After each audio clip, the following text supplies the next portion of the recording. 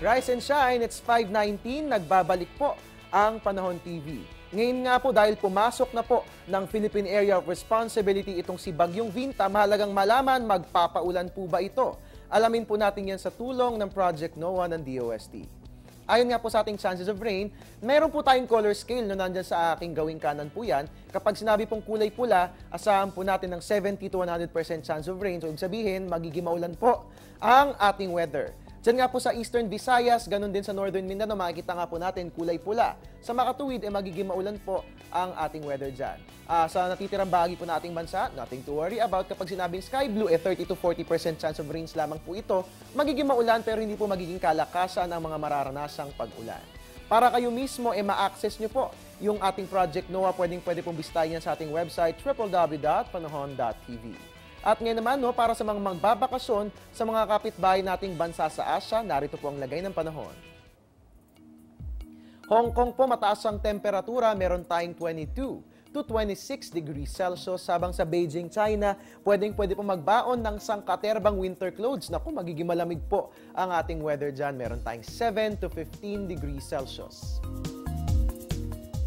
Jakarta, Indonesia, mataas pong temperatura, meron tayong 26 to 32 degrees Celsius at pinakamababa po ang temperatura, dyan po yan sa Hanoi, Vietnam, meron tayong 22 to 27 degrees Celsius. Sa Brunei, Darussalam, mataas pong temperatura, meron tayong 25 to 33 degrees Celsius, habang pinakamababa po sa Phnom Penh, Cambodia at sa Rangoon, Myanmar, magkaparehas po ang temperatura dyan, meron tayong 23 to 30 degrees Celsius. At ngayon naman, silipin na rin po natin ang lagay ng panahon sa iba't ibang bahagi ng mundo na siyang hatid sa atin ng World Meteorological Organization o WMO. Nahin po natin sa USA and Canada, mataas pong temperatura, Los Angeles, California. Meron tayong 15 to 17 degrees Celsius. Habang sa Edmonton, Alberta, naku po, simula na po ng winter dyan, malamig ang panahon, no? At umabot na nga po sa negative yung ating temperatura dyan. Alright, puntahan po natin ang kontinente ng Europa. Buongiorno para po sa ating mga kababayan dyan po sa Roma, sa Italia. Buongiorno, grazie a tutti. Maraming salamat po sa pagtutok sa aming programa, 16 to 26 degrees Celsius. And sa London po ay mababa ang temperatura, meron tayong 8 to 11 degrees Celsius.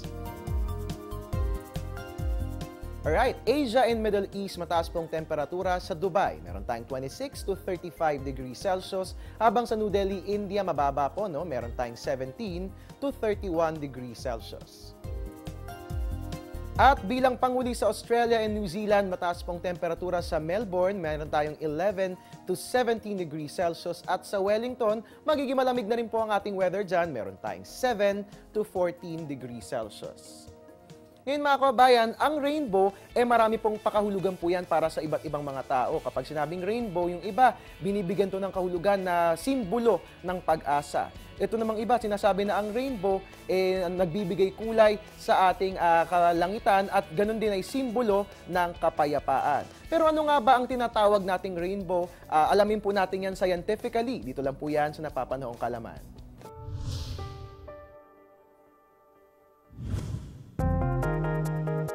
Rainbow o bahaghari ay produkto ng refleksyon ng sinag ng araw sa mga butil ng tubig sa papawirin.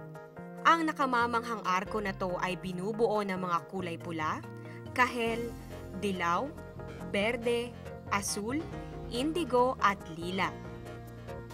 Kadalasang nagkakaroon ng bahaghari kapag tumila na ang ulan, kung kaya't simbolo ito ng kapayapaan at kalayaan.